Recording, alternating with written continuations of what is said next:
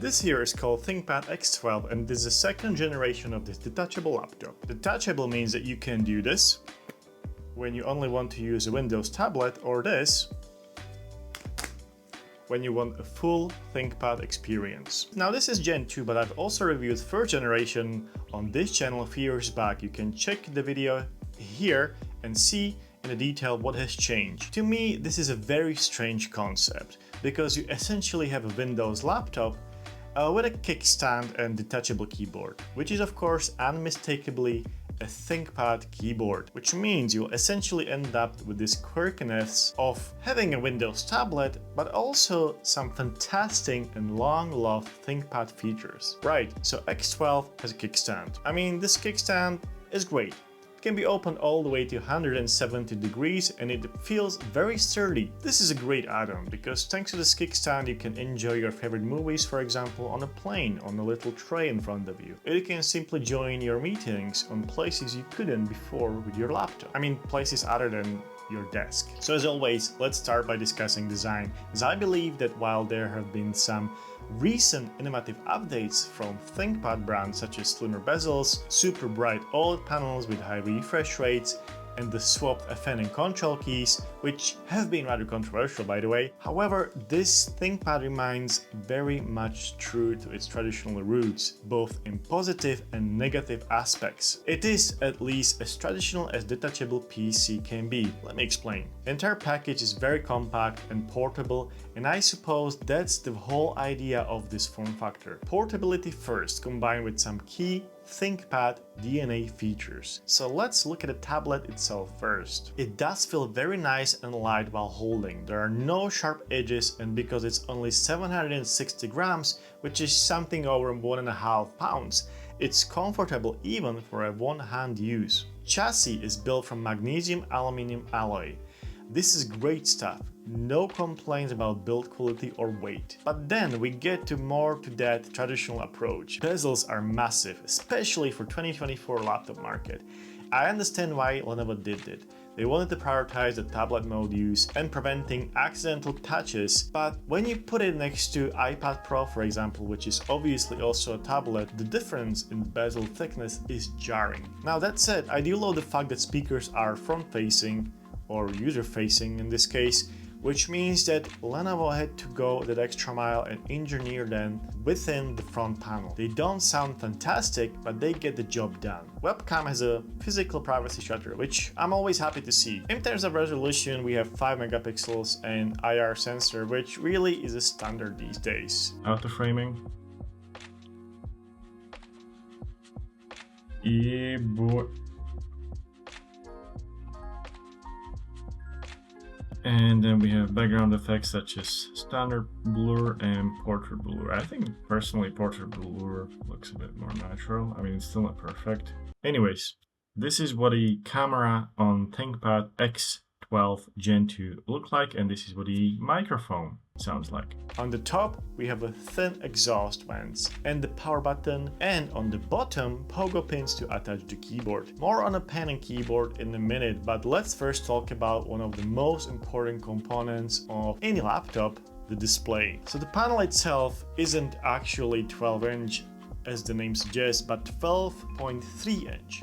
And it's IPS panel with resolution of 1920 by 1280, also known as FHD+.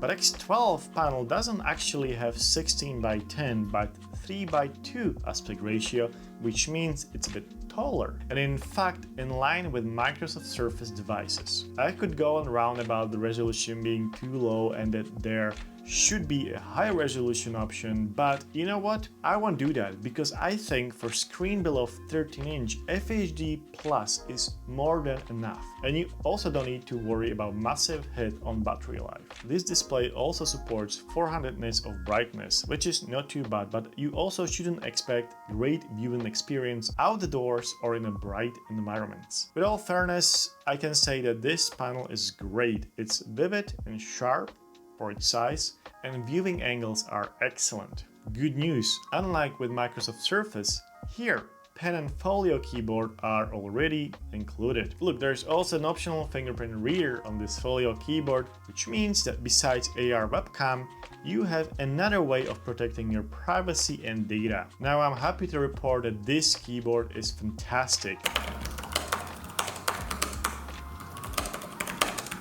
It's sturdy, doesn't bend or flex even when I push on it a bit harder. You can have it sat flat on desk or in this slight angle, which I do like a lot. Again, there's no wobble and travel distance, while not those 1.5mm, but only 1.35mm, still feels excellent, responsive, and it's simply joy to type on. Now, another thing that I noticed with these new ThinkPads is that some of them don't deal well with the fingerprints and skin oils. It seems based on my time with this device that isn't the case for X12 Gen 2. In fact, this finish and just overall build quality of this folio case feels very good. I mean, maybe except this. I mean, what the hell is this, right? What is this? The pen also has been redesigned and now it more resembles the actual pencil than the pen. But I have to say I do like this change. It's much better than the old one. It can now also be attached to the side of the tablet thanks to the built-in magnet.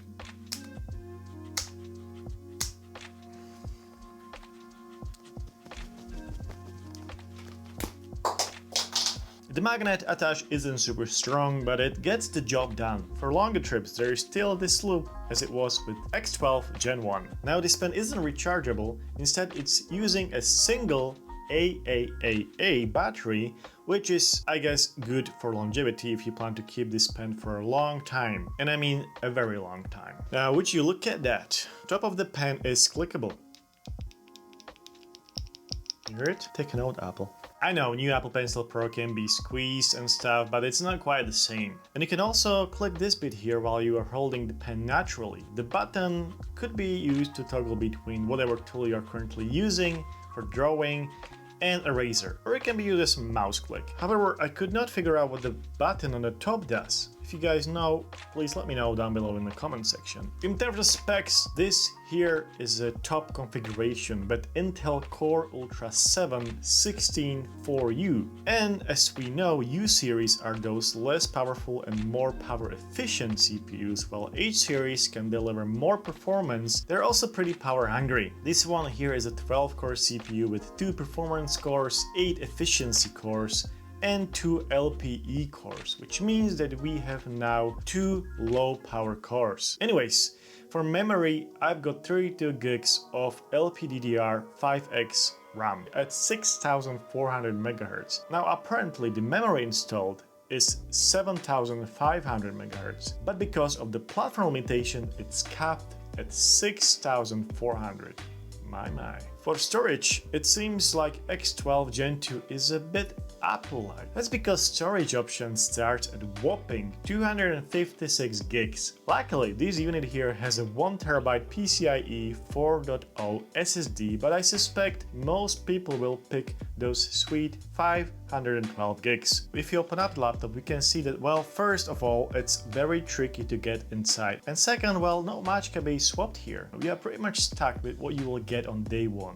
We can also see that X12 Gen 2 still uses one fan design and that 4G LTE card is enormous and takes up a lot of that precious internal space. And of course, because of the eSIM and 4G LTE connectivity, it's very much a portable workstation that can transform from laptop to a tablet and vice versa in seconds. Now I know it might be too early for a PC, for a commercial industry, but I strongly believe that this form factor would be perfect for emerging ARM64 for Windows, especially with that new shiny Snapdragon X Elite. I mean, if Microsoft is confident enough to put that CPU in their new Surface lineup, then this detachable could also benefit from it. Since this is a ThinkPad, it's no surprise that the port situation isn't just limited to a couple of USB-C ports. Or is it? Truth is that all you will get is one USB-C 3.2 Gen 2 and one USB-C 4, which supports Thunderbolt 4 standard. Yeah. Headphone jack and optional SIM card tray. That's it. Not sure about you, but I'll be very happy to trade in my headphone jack for extra USB-C port or even USB-A. That's it.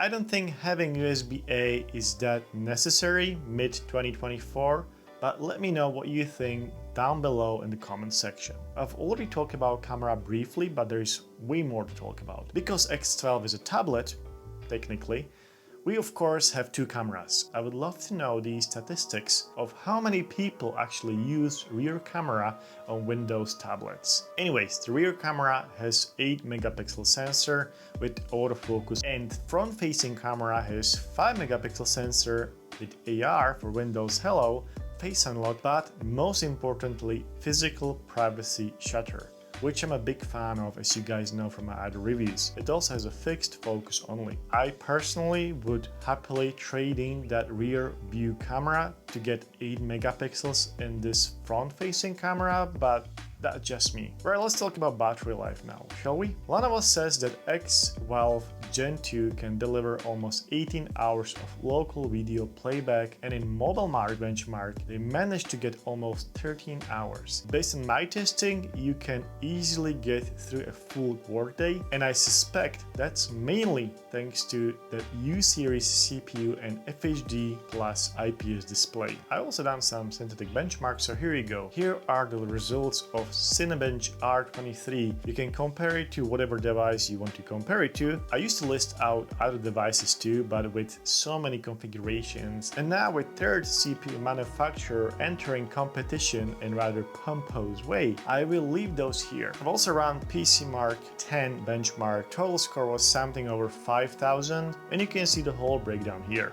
Right, quick conclusion and summary. Is this a good detachable Windows laptop? Yes, in fact, I think it's pretty good, but of course it's not for everyone. It is as portable as full-fledged Windows device can get? Yes. Does it still have that magical ThinkPad pedigree, including great keyboard? Yes. Is it a performance monster? Absolutely not. Does it get 99% of typical office workloads done?